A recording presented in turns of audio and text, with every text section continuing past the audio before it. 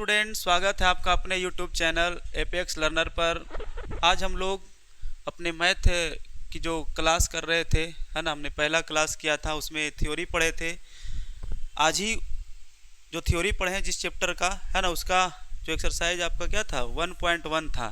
ठीक है ना, इसका पहला वीडियो में हम लोग थ्योरी पढ़े थे।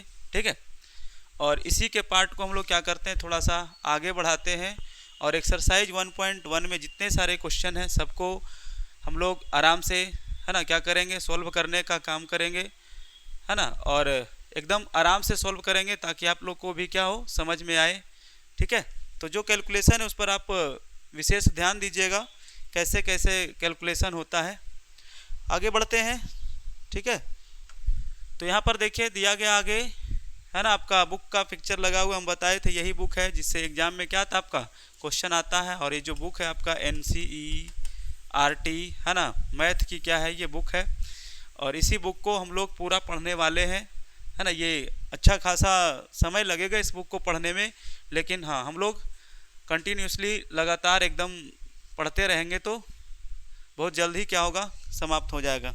ठीक है, आगे जो दिया गया यहाँ पर, है ना, परिचय है चैप्टर का, ये सब हम लोग पढ़ लिए थे थ्योरी क्लास में। वास्तविक संख्याएं क्या है, ठीक है, ये सब पढ़ लिए थे। परिमेय संख्याएं क्या है, अपरिमेय संख्याएं क्या है, ये सब आपको बता दिया गया था। यूक्लिड विभाजन लेमा, है ना, यूक्लिड डिवीजन लेमा जो था, इसको बता दिया गया था। मेनली रूप से आपको आज इसी का इसमें क्या होने वाला है, प्रयोग होने वाला है। और इसका जो यूक्लिड विभाजन प्रमेय है, इसी का प्रयोग करके हम लोग आज के चैप्टर को सॉल्व करने वाले हैं। ठीक है, आगे देखिए अगला स्लाइड। यहाँ पर यूक्लिड विभाजन एल्गोरिथम में जो है ना, इससे क्या निकालते हैं, तो इससे HCF निकालते हैं। HCF निकालने का एक तकनीक है ये, इसके सहारे से हम लोग HCF निकालते हैं। पहले जो आप HCF पढ़े थे वो भाग विधि से पढ़े थे। यहाँ पर यूक्लिड विभाजन जो आपका यूक्लिड विभाजन जो है ना, उसी को प्रयोग करके उसके कुछ स्टेप्स के प्रयोग करके यहाँ पर हम लोग क्या करेंगे, तो क्वेश्चन को सॉल्व करेंगे। ठीक है, HCF और LCM में रिलेशन बताए थे यहाँ पर कि दो संख्याओं का गुणनफल बराबर LCM गुने क्या होता है, HCF होता है ना, कि जब दो संख्याओं को आपस में क्या करेंगे, गुणनफल करेंगे, तो उसके वो दोनों संख्याओं का जो LCM एवं HCF होगा उसके गुणनफल के क्या होगा, बराबर होगा। यानी LCM गुने HCF बराबर दो संख्याओं का गुणनफल बोल सकते हैं। दो संख्या में वहाँ पर एक संख्या पहली संख्या A और दूसरी संख्या क्या होगा, B होगा। फिर दशमलव प्रसार पढ़े थे, जिसका हर के अभाज्य गुणनखंड करने पर वो अगर 2 के पावर n इंटू 5 के पावर m के रूप में आ जाता है तो उसको शांत कहेंगे। और अगर यहाँ पर 2 के पावर n और 5 के पावर m के रूप में वो अगर वो नहीं आता, उसका अभाज्य, उसका जो हर है ना, हर का अभाज्य गुणन करने पर वो 2 और 5 के फॉर्म में नहीं प्राप्त होता है, तो उसको हम लोग क्या कहते हैं, उसे कहा जाता अशांत दशमलव। ठीक है, ये सब पढ़ लिए थे हम लोग। आज हम लोग करने वाले हैं प्रश्नावली, जो है आपका प्रश्नावली है 1.1। ठीक, प्रश्नावली है 1.1, है ना। यहाँ पर दिया गया है सबसे पहला जो क्वेश्चन, इसमें कि निम्नलिखित संख्याओं का HCF ज्ञात करने के लिए यूक्लिड विभाजन एल्गोरिथम का क्या करना है, आपको प्रयोग करना है। किसका प्रयोग करने वाले हैं हम लोग, इसमें यूक्लिड विभाजन एल्गोरिथम का प्रयोग करने वाले हैं। तो पहला जो क्वेश्चन दिया गया आपका, कि यहाँ पर देखो दिया गया पहला क्वेश्चन 135 और 225। इस क्वेश्चन का तो सॉल्यूशन हम लोग थ्योरी वाले क्लास में कर लिए थे, आज फिर इसका सॉल्यूशन करेंगे। ठीक है, थोड़ा सा पहले हम पेन का कलर को क्या कर लेते हैं, चूज कर लेते हैं, है ना, ताकि जो आपको अच्छा से एकदम प्रॉपरली क्या हो, दिखे। तो पहला क्वेश्चन है, हम लोग लेते हैं सबसे पहले, है ना। पहला क्वेश्चन जो दिया गया आपका 135 और 225, है ना। ये जो आपका 135 और 225 है ना, इसको हम लोग क्या करते हैं, लेते हैं। और इसमें सबसे पहले देखो क्या कहा गया था इसमें, कि सबसे पहले आपको दोनों में से जो बड़ी संख्या है उसको A मानना है, और जो आपका, तो हम लोग सोल्व करने वाले हैं आज 135 और 225 को, है ना। इसको हम लोग अभी बताया ना आपको कि पहले भी सोल्व कर चुके थे। ठीक है, तो यहाँ पर जो बड़ी संख्या है उसको A मानेंगे और जो छोटी है उसको मानेंगे B। ठीक है ना, तो कर लेते हैं हम लोग, है ना। यहाँ पर सबसे पहले ग्रीन पेन ले लेते हैं यहाँ पर, है ना। यहाँ पर देख लीजिए, ऐसे लिख सकते हैं 225, ये क्या है आपका, बड़ा है किससे, 135 से। ठीक है, तो यहाँ पर, है ना, यहाँ पर क्या हो जाएगा, A जो हो जाएगा आपका, है ना, A बराबर क्या हो जाएगा 225 हो जाएगा और b बराबर क्या हो जाएगा आपका 135 हो जाएगा। ठीक है, यहाँ पर a बराबर 225 और b बराबर क्या हो जाएगा 135 हो जाएगा। अब क्या करेंगे, अब हम लोग लेंगे यूक्लिड विभाजन प्रमेयिका या एल्गोरिथम जो भी बोलते हैं इसको, है ना, यूक्लिड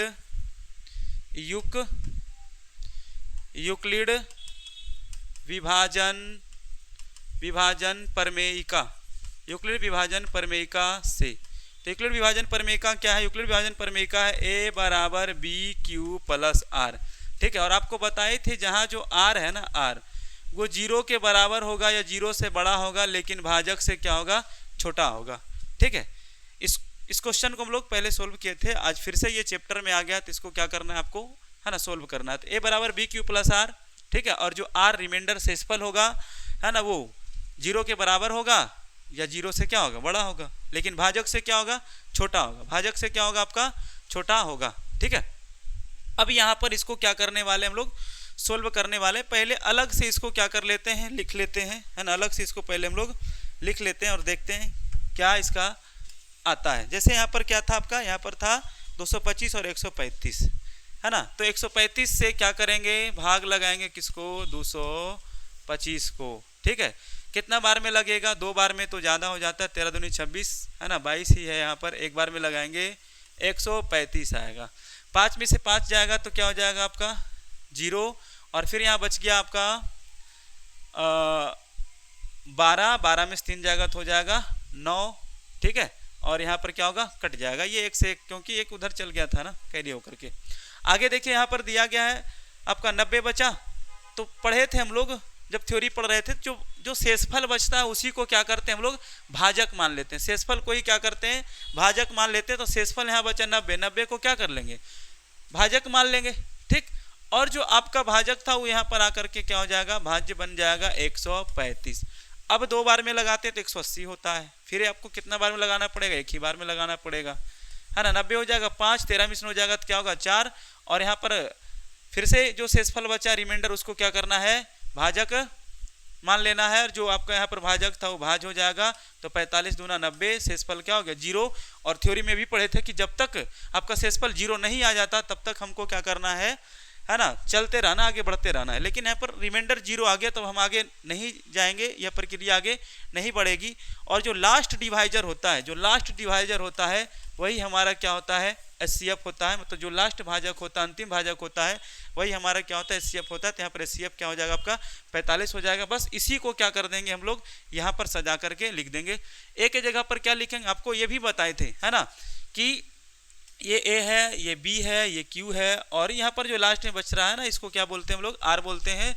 ठीक है, तो ए के जगह पर लिखेंगे 225, ए के जगह पर लिखेंगे 225 बराबर बी के जगह पर लिखेंगे 135। अब कितना बार में यहाँ पर लगाए थे इसको, है ना, यहाँ पर देख लीजिए, है ना, कितना बार में यहाँ पर इसको लगाए थे, कितना बार में लगाए थे, अच्छा वो तो क्वोशंट भागफल है, कितना बार में लगाए थे, एक बार में लगाए थे। तो 135 इंटू क्या हो जाएगा 1, अब प्लस में यहाँ पर रिमाइंडर क्या बचा था आपका 90 यानी 90, तो यहाँ पर लिख देते हैं 90। ठीक है, क्या यहाँ पर रिमाइंडर 0 के बराबर है, नहीं है, अभी आप आगे जाना है।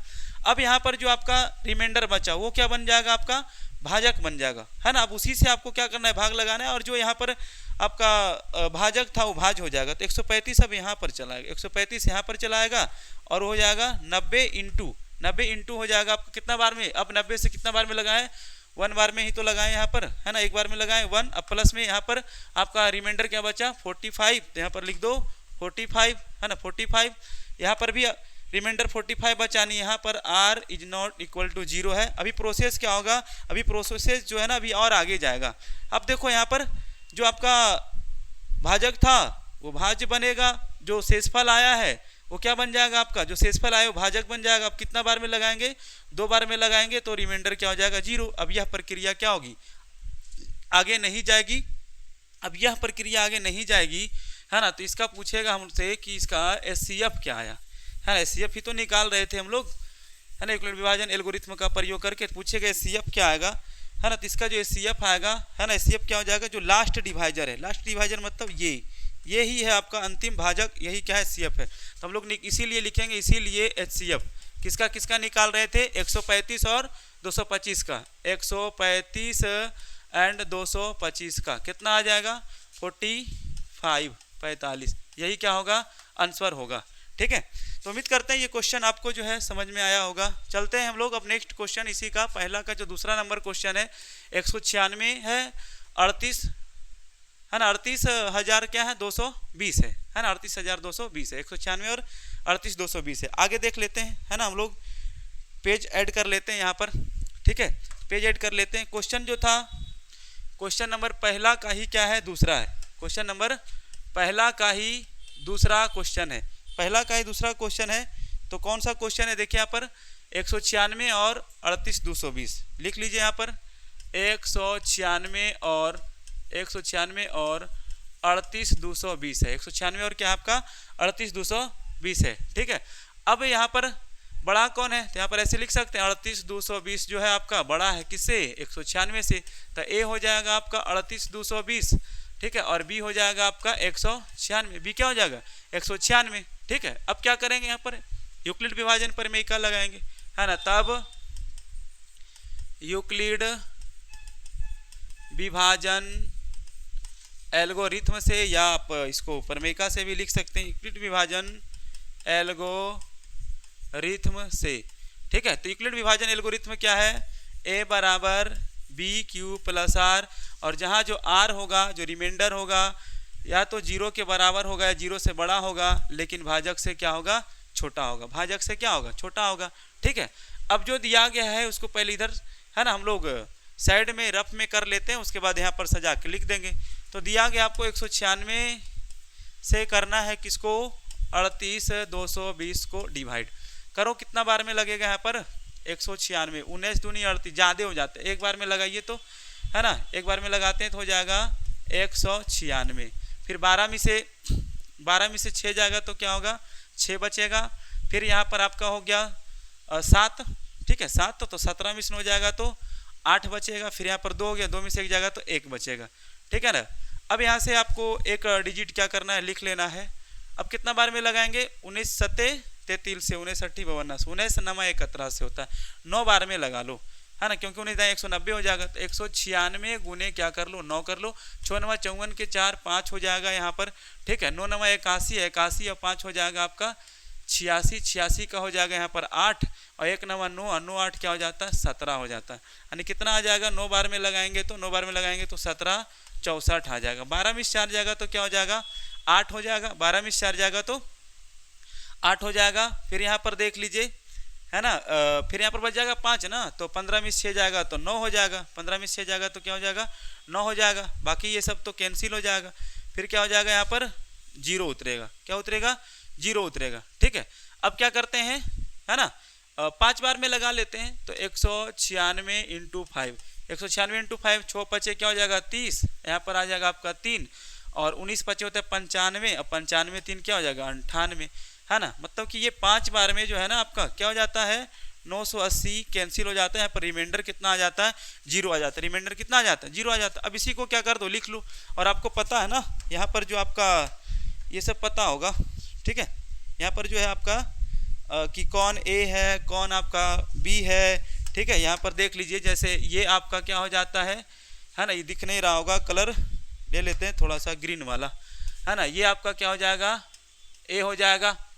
ठीक है, और ये आपका क्या हो जाएगा, ये ए है, और ये बी है, और ये क्या है आर है, और यहाँ पर बचा पहले रिमाइंडर। ठीक है, फिर आपको लास्ट में जाएंगे तो फिर ये लास्ट में इसका पूरा मतलब कि टोटल करने पर सबसे लास्ट वाला जो रिमाइंडर बचा है ना आपका, जो शेषफल बचा हो क्या बचा है 0 बचा है यहाँ पर। ठीक, तो इसको लिख लो, थोड़ा सा सजा के क्या करते हैं लिख लेते हैं। तो ए के जगह पर क्या लिखेंगे, ए के जगह पर लिखेंगे 38,220 बराबर 38,220 बराबर है ना। बी क्या आपका 196 गुने कितना बार में लगाए हैं इसको 195 बार में लगाए हैं, तो रिमाइंडर क्या आ गया 0 आ गया। 0 आ गया तो अब यह प्रक्रिया आगे नहीं जाएगी। अब यह प्रक्रिया, क्योंकि यहाँ पर r इज इक्वल टू क्या आ गया 0 आ गया। अगर रिमाइंडर 0 नहीं आता तब ना आगे जाते, यहाँ पर तो रिमाइंडर 0 आ गया तो आगे कैसे जाएंगे। अब यह प्रक्रिया आगे नहीं जाएगी, आगे नहीं जाएगी। इसलिए जो हम लोग क्या निकाल रहे थे HCF निकाल रहे थे, किसका किसका निकाल रहे थे है ना। तो 196,38,220 का निकाल रहे थे। तो कितना आ गया इसका है ना तो जो आपका लास्ट है ना, जो आपका क्या है, जो आपका लास्ट डिवाइजर है, तो यही इसका फर्स्ट डिवाइजर है और यही इसका लास्ट डिवाइजर है, तो वही हो जाएगा इसका एचसीएफ। 196 ही क्या हो जाएगा इसका एचसीएफ हो जाएगा, 196 ही क्या हो जाएगा इसका एचसीएफ हो जाएगा। ठीक है, अब देख लेते हैं, है ना, आगे क्वेश्चन जो है ना, पहला का तीसरा में क्या दे रखा है, तो पहला का तीसरा में जो क्वेश्चन दे रखा है, यहाँ पर दे रखा है 867 और 255, क्या दे रखा है 867 और 255, मतलब कि 867 और 255, है ना। तो हम लोग लिख लेते हैं आगे। ठीक है, पहले हमको पेज क्या करना पड़ेगा, प्लस कर लेना पड़ेगा। ठीक है, तो पहला का ही क्या हो जाएगा, पहला का ही हो जाएगा तीसरा, पहला का ही तीसरा क्वेश्चन, पहला का ही तीसरा क्वेश्चन देख लो, 867 और 255। पता तो चल रहा है कि 867 जो है बड़ा है किससे, 255 से, 255 से। तो यहाँ पर a बराबर हो जाएगा 867 और b बराबर हो जाएगा 255, b बराबर क्या हो जाएगा 255 हो जाएगा। अब क्या लिखेंगे, अब यहाँ पर लिखेंगे तब यूक्लिड विभाजन एल्गोरिथम से, यूक्लिड विभाजन एल्गोरिथम क्या है, a बराबर बी क्यू प्लस आर, अनिभाज्य बराबर भाजक गुने भागफल और धन क्या हो जाएगा शेषफल। और जहाँ पर जो आपका रिमाइंडर है या जीरो, रिमाइंडर जीरो के बराबर या जीरो से बड़ा होगा, लेकिन भाजक से क्या होगा छोटा होगा, भाजक से क्या होगा छोटा होगा। अब इसका हम लोग क्या करते हैं, निकाल लेते हैं जी, है ना। इसका हम लोग पहले साइड में निकाल लेते हैं, 255 है ना, 255 ही है ना। एक बार इधर चेक कर लेते हैं, जो क्वेश्चन जहाँ पर लगा हुआ है वहाँ पर से 255 867 ही है। ठीक है, अब आराम से हम लोग क्या करेंगे, इसको सोल्व करेंगे पहले साइड में, है ना। ये आपका ये जो है ना 255 है और ये क्या आपका 867, कितना बार में लगेगा। अगर हम इसको 2 बार में लगाते हैं, 2 बार में लगाते हैं तो 5 दूना 10, है ना, 5 दूना 10। अच्छा, 2 बार में तो आराम से लग जाएगा जी, कोई दिक्कत ही नहीं है 2 बार में, है ना। इसको 4 बार में लगाइएगा तो हो जाएगा 4 दूनी 8। ठीक है, 5 दूनी 5 चौक 20 के 0 2, 5 चौक 20 कर लेते हैं थोड़ा सा 4 बार में, 255 चौके, 5 चौके 20 के 0, फिर क्या हो जाएगा आपका, है ना 2 हो जाएगा, और फिर 5 चौके 20 और 2 क्या हो जाएगा 22, फिर क्या रहेगा कैरी आपका 2 रहेगा। ठीक है, 5 चौक 20 0 कैरी 2, 5 चौक 20 2 22 के 2 और 4 दूनी 8 2 10, 4 बार में तो बहुत ज़्यादा हो जाता है। ठीक है, 4 बार में बहुत ज़्यादा हो जाता है, 255, है ना। इसका एक कम करके चेक कर लो, 5 तिया 15 के 5 1, 5 तिया 15 1, 16 के 6 1, द्वितीय 6 1 7, 700 कितना आता है 65 आता है। 3 बार में, 3 ही बार में लगा लेते हैं। ठीक है, क्योंकि 4 बार में तो ज़्यादा आ रहा था ना यहाँ पर, हाँ 4 बार में ज़्यादा आ रहा था। 5 तिया 15 के 5 1, 5 तिया 15 1 16 6, हाथ में रहा 1 और फिर क्या हो जाएगा आपका द्वितीय 6 और 1 7, और 7 में से 5 घटाएंगे तो 2 आएगा यहाँ पर, 7 में 5 घटाएंगे तो 2 आएगा, और 6 और 6 क्या हो जाएगा आपका 0, और 8 में 7 जाएगा तो क्या हो जाएगा यहाँ पर 8 में 7 जाएगा तो 1 होगा। अब 102 है यहाँ पर क्या आपका 255 है। ठीक है, तो कितना बार में लगाएंगे, 2 बार में लगा देते हैं, है ना, 2 बार में लगाएंगे। 3 बार में तो ज़्यादा हो जाएगा ना, 3 बार में 1 तिया 3, 300 से ज़्यादा हो जाता है। 2 बार में लगाइए, 2 दूनी क्या हो जाएगा 4, और 10 दूनी 20 और 1 क्या हो जाएगा 21, 1 मिनट, है ना। 2 दूनी 4 और 10 दूना क्या हो जाएगा 20 ही तो होगा, 5 में 4 जाएगा तो 1, और यहाँ पर 5। ठीक है, और 2 और 2 कैंसिल हो जाएगा, यहाँ पर 51 है, यहाँ पर क्या आपका 51 है, इधर क्या है 102 है। 2 बार में लगा दो, 1 दूनी 2, 5 दूनी 10, है ना, यहाँ पर क्या आ जाएगा आपका 0 आ जाएगा। ठीक है, तो यहाँ पर आपको समझ में आया होगा कि हम यहाँ पर कर लिए हैं, और इसी को हम लोग अब क्या करेंगे सजा के लिख देंगे, जैसे हमको क्या करना है लिखना है सजा करके। ठीक, तो लिख देते हैं सजा करके हम लोग। देख लीजिए यहाँ पर a बराबर बी क्यू प्लस आर था, तो a के जगह पर क्या है आपका, a के जगह पर है 867 और b के जगह पर है 255, और q के जगह पर यहाँ पर है आपका 3, फिर यहाँ पर है आपका ये रिमाइंडर आर है, तो लिख लेते हैं। a के जगह पर क्या लिखेंगे 867 बराबर 255 से कितना बार में लगाए थे 3 बार में लगाए थे, तो 3 अब प्लस रिमाइंडर क्या बच गया था 102 बच गया था। यहाँ r is not equal to क्या है 0, r is not equal to क्या है 0 है। अब देख लेना यहाँ पर थोड़ा सा और देख लीजिए कि अब ये जो 255 है ना, इसको यहाँ पर लिख लो, यहाँ से उठा के इसको यहाँ लेके आएंगे बराबर, ये जो शेषफल बचा है वो बन जाएगा आपका भाजक, कितना बार में लगाए हैं 2 बार में, और प्लस में क्या आया आपका 51, यहाँ भी r is not equal to 0 है। अब क्या करेंगे 102 को इधर लेके आएंगे बराबर, ठीक है, 51 बार में लगाएंगे, 2 बार में क्या हो जाएगा कैंसिल हो जाएगा, ये रिमाइंडर 0 आ जाएगा। अब यहाँ पर r बराबर 0। अब यह प्रक्रिया क्या होगी, आगे नहीं जाएगी। अब यह प्रक्रिया आगे नहीं जाएगी। अब जो है ना यह प्रक्रिया आगे नहीं जाएगी, इसीलिए जो हम लोग निकाल रहे थे HCF किसका निकाल रहे थे 867 और है ना 255 का निकाल रहे थे। कितना आ जाएगा जो लास्ट डिवाइजर होता है, तो बताओ ना इसमें से लास्ट डिवाइजर कौन है, तो लास्ट डिवाइजर है आपका 51 है, तो इसका HCF हो जाएगा आपका 51।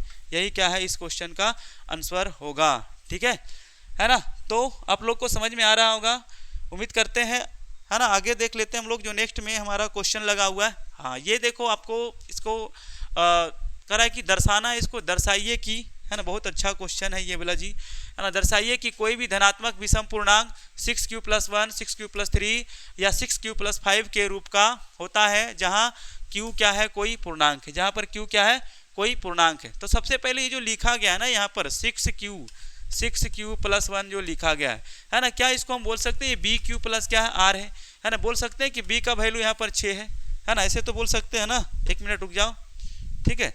बोल सकते हैं कि b बराबर क्या है 6 है, q का वैल्यू यहाँ पर q ही है, मतलब q को q ही है, q का कोई वैल्यू यहाँ पर हमको मालूम नहीं है, q का कोई वैल्यू मालूम नहीं, लेकिन r मालूम है, रिमाइंडर क्या है यहाँ पर 1 है ना। b बराबर 6 है और r बराबर क्या है 1 है ना। यहाँ पर देखो दिया गया, दर्शाइए कि कोई भी धनात्मक विषम पूर्णांक है ना, तो कोई भी धनात्मक पूर्णांक होगा वही तो सम और विषम होगा। तो मान लेते हैं यहाँ पर कि माना कि ax ऐसे करके मान सकते हैं, माना कि a कोई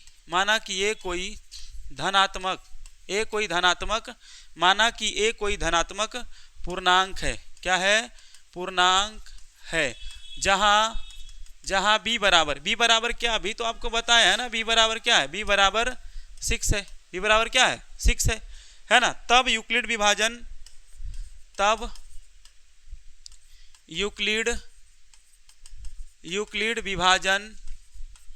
एल्गोरिथम से,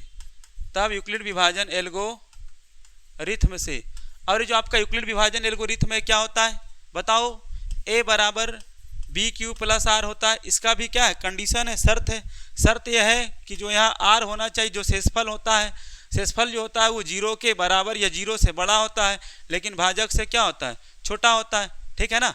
भाजक से क्या होता है आपका छोटा होता है।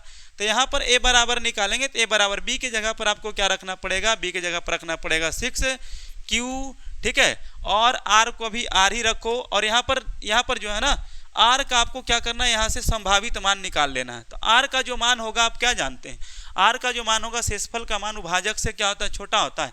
अगर यहाँ पर b का वैल्यू 6 है ना, तो r आपको कहाँ तक ले जाना है 5 तक ही जाना है। तो यहाँ लिख लेते हैं, यहाँ r का संभावित मान, तो r का संभावित मान क्या हो जाएगा, 0 होगा, 1 होगा, 2 होगा, 3 होगा, 4 होगा और क्या होगा 5 होगा। क्या 6 ले सकते हैं, नहीं, है ना, 6 तो हमारा भाजक ही है। और यहाँ पर तो आप पढ़े हैं ना कि r जो होता है रिमाइंडर वो b यानी भाजक से क्या होता है आपका, भाजक से कम होता है, मतलब कि भाजक r से जो है ना रिमाइंडर से अधिक होता है, तो 5 तक ही लेना पड़ेगा। अब क्या करेंगे, सबका हम लोग वैल्यू निकालेंगे यहाँ पर, तो एक करके वैल्यू निकालते हैं, है ना। यदि r बराबर 0 तो a का वैल्यू क्या होगा। अब देखो यहाँ पर r बराबर 0 तो a का वैल्यू क्या होगा बताओ, है ना। a बराबर हमारे पास 6q+r है, 6q प्लस क्या है r है, तो a बराबर 6q का 6q रहेगा, और r के जगह पर क्या रखना है हमको, 0 रखना है, 0 रखना है ना। तो 6q में 0 अगर हम ऐड करेंगे तो a बराबर क्या आ जाएगा 6q ही तो आएगा, है ना। तो यदि r बराबर 0 है, यदि रिमाइंडर 0 है, तो जो a का वैल्यू निकल के आएगा वो क्या आएगा 6q निकल के आएगा। उसी तरह से r बराबर 1 तो a बराबर क्या हो जाएगा 6q+1 हो जाएगा। कैसे होगा, है ना, कैसे होगा, अभी हम r के जगह पर 0 रखे थे, अब r के जगह पर क्या करेंगे 1 रखेंगे, आर के जगह पर क्या करेंगे 1 रखेंगे, तो आ गया ना 6 + 1। ठीक है, जब आर बराबर 1, जब आर बराबर क्या होगा आपका 1 होगा, तो ए बराबर क्या हो जाएगा 6 + 1 हो जाएगा। आर बराबर 3, तो ए बराबर क्या हो जाएगा, नहीं आर बराबर पहले 2 लेंगे ना, तब तो 3 लेंगे। आर बराबर पहले 2 लेना, आर बराबर 2, तो ए बराबर हो जाएगा 6 + 2। ठीक है, आर बराबर अगर हम लेते हैं 3, तो ए बराबर हो जाएगा 6 + 3। ठीक है, इसी तरह से आगे बढ़ते हैं। इस सब को थोड़ा सा इरेज कर लेते हैं, है ना। इस सब को, हमारा ये सब एक्सटर्नल पार्ट है, ये सब कोई ज़रूरी नहीं है, ये सब को यहाँ पर रहना। ठीक है ना। अब देखिए यहाँ पर r बराबर 3, उसी तरह से अगर हम लेंगे r बराबर 4, तो a बराबर हो जाएगा 6 + 4। अब लेंगे r बराबर 5, तो a बराबर हो जाएगा 6 + 5। पूरा रिमाइंडर वाला जितना था 0 से 5 तक हम क्या कहिए निकाल लिए। अब यहाँ पर आपको ये देखना होगा कि इसमें जो है ना, इसमें जो है कुछ कुछ वैसी संख्याएं हैं जो क्या होगी 2 से विभाज्य होगी। जैसे यहाँ पर देखो 6q, और देख लो 6q + 2, और देख लो 6q + 4, है ना। तो ये सब जो संख्याएं 2 से क्या होती है विभाजित होती है, उसको सम संख्या कहेंगे। मतलब ये सब का सब क्या हो जाएगा धनात्मक समपूर्णांक हो जाएगा। लेकिन ये सब को छोड़कर जो 6q + 1, 6q + 3, 6q + 5 है ना, ये सब क्या है, ये सब विषम है ना, यानी 2 से विभाजित नहीं होता है, ये सब क्या हो जाएगा विषम हो जाएगा। अतः हम कह सकते हैं कि है ना धनात्मक संख्या जो होता है आपका, धनात्मक विषम पूर्णांक जो होता है आपका 6q + 1, 6q + 3 और 6q + 5 के रूप का हो सकता है। ठीक है, तो लिखेंगे कि यहाँ 6q + 2 और 6q + 4, 6q + 4,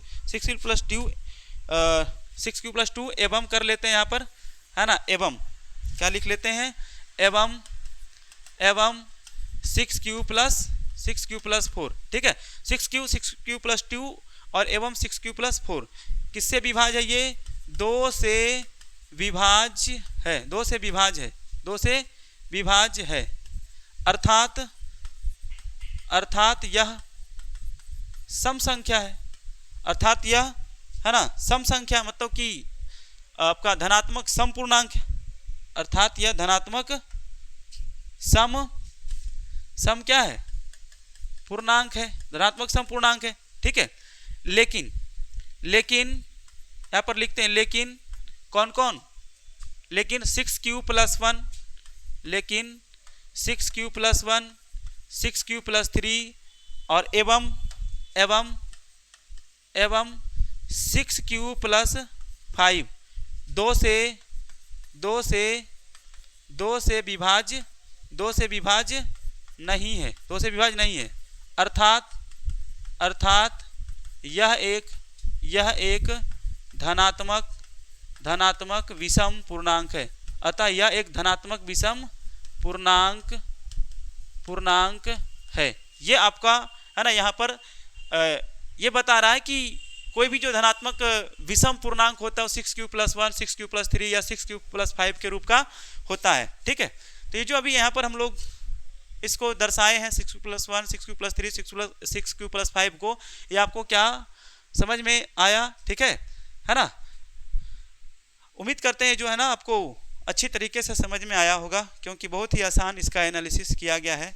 ठीक है, आगे देख लेते हैं हम लोग। जो नेक्स्ट क्वेश्चन हम लोगों का लगा हुआ, अगला जो क्वेश्चन है, कहा गया कि किसी परेड में 616 सदस्यों वाली एक सेना आर्मी की टुकड़ी को 32 सदस्यों वाले एक आर्मी बैंड के पीछे क्या करना है, मार्च करना है। दोनों समूहों को समान संख्या वाले स्तंभों में मार्च करना है।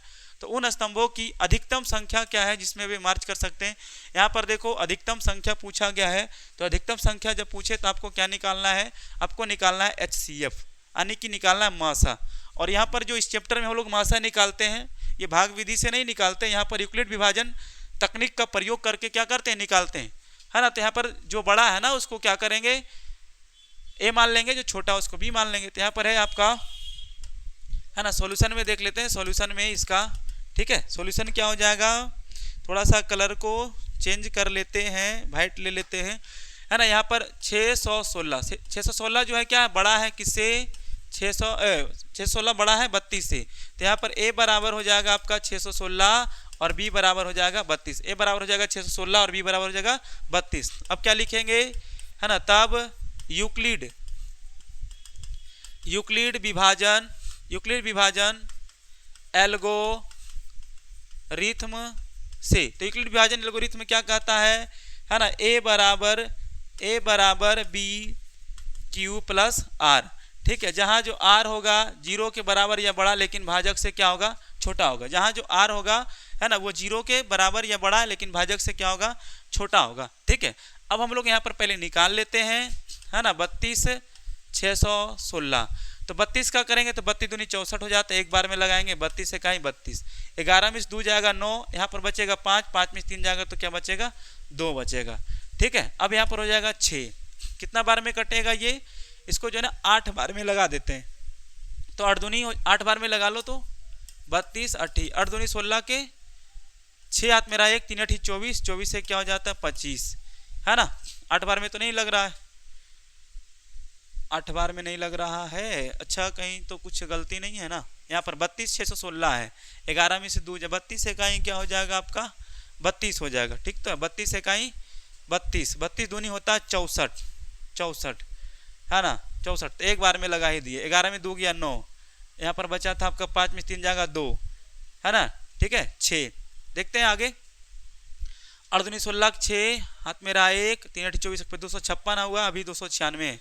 और आगे बढ़ते हैं, इसको 32 9 बार में लगाते हैं, 9 दूनी 18 के 8 हाथ में क्या रहेगा 1 रहेगा, है ना, 9 दूनी 18 का 8 1 और 9 3 27 क्या हो जाता है 28 हो जाता है, 9 दूनी 18 का 8 1 9 3 27 1 28, 200 क्या हो जाता है आपका 88 9 बार में, और 10 बार में 320 हो जाएगा, 9 ही बार में लगाओ ना, 9 बार में लगाएंगे तो ये हो जाएगा आपका 288, तो 16 में 60 जाएगा 8, ये भी कैंसिल हो जाएगा और ये भी क्या हो जाएगा आपका कैंसिल हो जाएगा।